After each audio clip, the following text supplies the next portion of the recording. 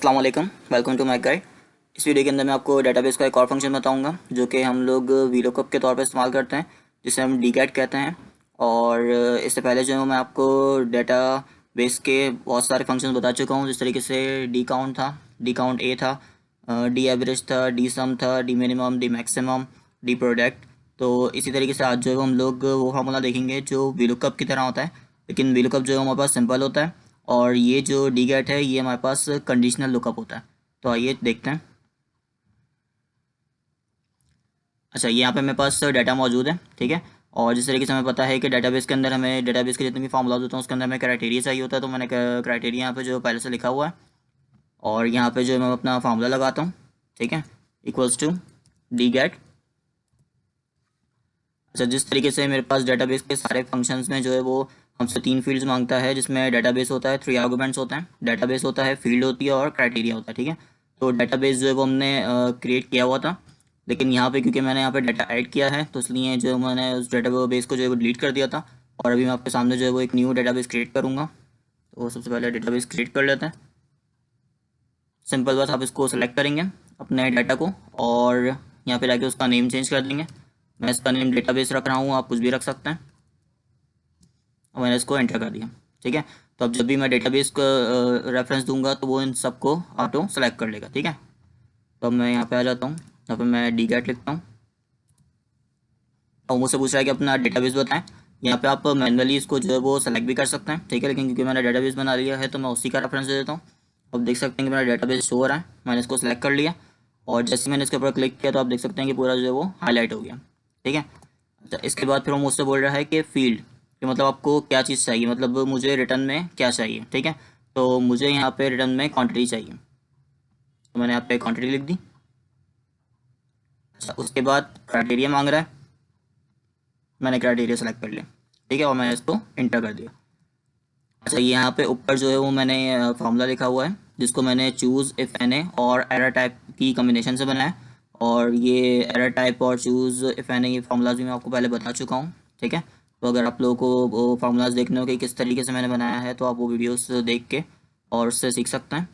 अच्छा, तो अभी मुझे यहाँ पे क्या कर रहा है कि too many values found, please provide one more argument, ठीक है। तो मैं यहाँ पे ए लिख देता हूँ, ठीक है। अच्छा, अभी भी ये मुझे यही कह रहा है, क्यों? क्योंकि यहाँ पे मेरे पास आप देख सकते हैं कि ए जो है वो कितनी टाइम है, 4 टाइम है, ठीक है। तो अब ये यहाँ पे किसकी वैल्यू रिटर्न करेगा? अगर यहाँ पे मैं वीलुकअप लगाता तो वीलुकअप क्या करता कि वो सबसे पहला जो होता मेरे पास सॉर्टिंग के हिसाब से वो फर्स्ट ए के, अगर मैं वीलुकअप लगाता तो वो 5 की वैल्यू मुझे रिटर्न कर देता, ठीक है। लेकिन यहाँ पे वो क्या कर रहा है, यहाँ पे वो मुझसे एरर दे रहा है, वो कह रहा है कि आप कोई और आर्गुमेंट भी बताएं क्योंकि इस टाइप की जो वैल्यूज़ बहुत सारी हैं। तो मैंने कहा अच्छा यहाँ पे ए फैब बताओ।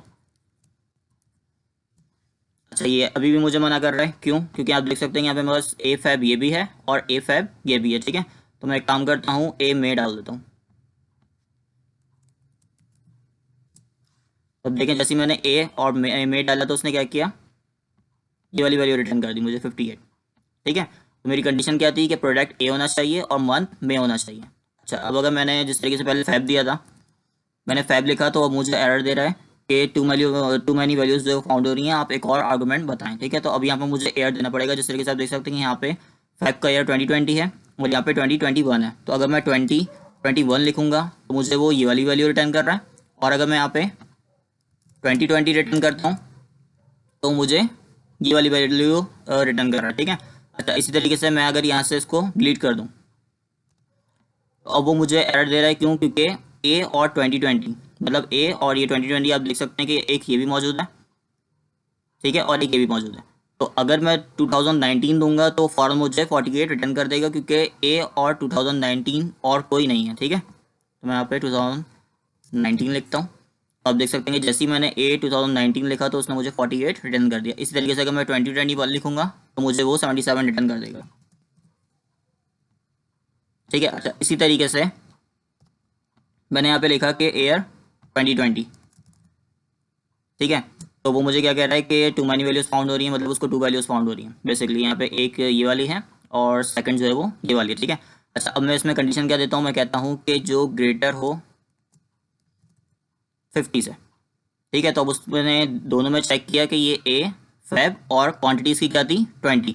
तो ये तो लेस था 50 से, तो इसलिए उसने क्या किया कि सेकंड वैल्यू चेक की। सेकंड वैल्यू क्या थी, ए फैब सॉरी 2020 में ये वाली है में, ठीक है, क्योंकि यहाँ पे हमने मंथ तो बताया नहीं है जो हम फेब पे जा रहे हैं, ठीक है। तो हम ए और एयर चेक करेंगे। 2020 में एक वैल्यू ये थी 20 और ये ए 2020 में दूसरी वैल्यू क्या थी 58। तो मैंने कहा कि वाली वैल्यू बताओ मुझे 2020 एयर की जो ग्रेटर देन 50 हो, ठीक है। अच्छा, इसी तरीके से मैंने इसको रिमूव कर दिया। अब मुझसे क्या बोल रहा है, टू मैनी वैल्यूज फाउंड हो रही हैं उसको, तो मैं यहाँ पे लिख देता हूँ मे लिख देता हूँ। तो अब यहाँ पे मई के मंथ में 2020 जो है वो सिर्फ एक ही था और ग्रेटर देन 50 भी था, ठीक है। कंडीशन मीट हो रही थी तो उसने रिजल्ट में दे दिया। मैं इसको रिमूव कर देता हूँ। अच्छा, अब देखें यहाँ पे मेरे पास मई में दो वैल्यूज़ हैं जो ग्रेटर देन 50 हैं, एक 78 है और एक 58 है, ठीक है। तो वो दोनों रिटर्न होंगी, तो इस वजह से वो क्या कह रहा है कि टू मैनी वैल्यू फाइंड हो रही है, आप एक और आर्गूमेंट बताएं, ठीक है। तो अब ये मई जो है वो डी के साथ है और ये मई ए के साथ है। तो अगर मैं यहाँ पे डी लिखूँगा तो मुझे वो ये वाली वैल्यू रिटर्न कर देगा, ठीक है। और इसी तरीके से अगर मैं यहाँ पे ए लिखता हूँ तो मुझे ये वाली वैल्यू रिटर्न कर रहा है। तो इस तरीके से वीलुकअप में जो होता है वो क्या होता है कि वो सिर्फ सिंगल वैल्यू फाउंड करता है। अगर मैं यहाँ पे वीलुकअप लगाता और ए की वैल्यू मांगता तो वो क्या करता कि असेंडिंग के हिसाब से, सॉर्टिंग के हिसाब से वो मुझे ए की 20 वाली वैल्यू रिटर्न कर देता, ठीक है। वो सेकंड और थर्ड पर नहीं जाता, अपना फोर्थ पे जाता, ठीक है। लेकिन यहाँ पे क्या है कि डी गेट क्या करता है, वो कंडीशनल बेस्ड लुकअप है, तो इसलिए वो आर्गूमेंट्स के हिसाब से काम करता है, ठीक है। जिस तरीके से यहाँ पे अगर मैं देखूँ कि मेरे पास ये तो सारे अल्फ़ाबेट रिपीट हो रहे हैं, तो कोई मंथ देख लेते हैं जो रिपीट नहीं हो रहा हूँ। फैब, मार्च, अगस्त, जून, ठीक है। जून हमारे पास जो है वो रिपीट नहीं हो रहा है। तो अगर मैं यहाँ पे कोई भी आर्गूमेंट्स नहीं देता और सिर्फ जून देता हूँ तो मुझे डायरेक्ट उसका रिजल्ट शो कर देगा, ठीक है। मैंने मंथ में लिखा जून।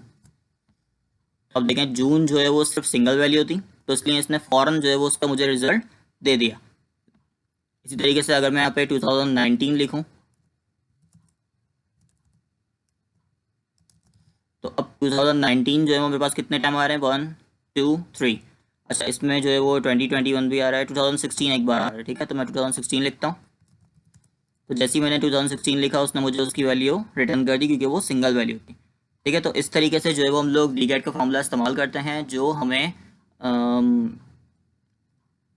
कंडीशनल बेस वैल्यू रिटर्न करता है, ठीक है। वीलुकअप जो होता है वो सिंपल, जो भी उसको पहली वैल्यू मिलती है वो उसको शो कर देता है। लेकिन डीगेट क्या करता है कि अगर दो वैल्यूज़ मौजूद होती हैं या दो से ज़्यादा होती हैं तो फिर वो हमसे बोलते हैं कि हमें आर्गूमेंट्स और बताओ, ठीक है। जिस तरीके से मैंने यहाँ पे 2016 डाला तो इसकी जो है वो सिर्फ एक ही वैल्यू थी यहाँ पे, तो उसने उसको रिटर्न कर दिया। लेकिन अगर मैं यहाँ पे 2021 दे रहा हूँ तो अब 2021 मेरे पास एक ये है और एक ये है, इसको दो वैल्यूज़ फाउंड हुई, तो उसने क्या कहा कि टू मैनी वैल्यूज़ हैं, आप और कोई आर्गूमेंट बताएं ताकि मैं उसकी कंडीशन के हिसाब से चेक करूँ। तो फिर मैं यहाँ पे बोल देता हूँ सी, कि प्रोडक्ट जो है वो सी होना चाहिए, एयर 2021 होना चाहिए। तो अब सी और 2021 कौन सा, 31, तो उसने मुझे उसका रिजल्ट जो है वो रिटर्न कर दिया। तो इस तरीके से जो है वो हम लोग डीगेट का फॉर्मूला इस्तेमाल करते हैं जो कि कंडीशनल वीलुकअप कहलाता है। और आई होप ये आपको वीडियो पसंद आई होगी। अगर आपको ये वीडियो पसंद आई तो आप हमारे चैनल को लाइक करें, वीडियो को ज़्यादा से ज़्यादा शेयर करें, सब्सक्राइब करें। और अगर कोई टॉपिक ऐसा है जो आप हमसे सीखना चाहते हैं तो हमें कमेंट करें, तो इंशाल्लाह जैसी पॉसिबल होगा हम वो आपको बता देंगे।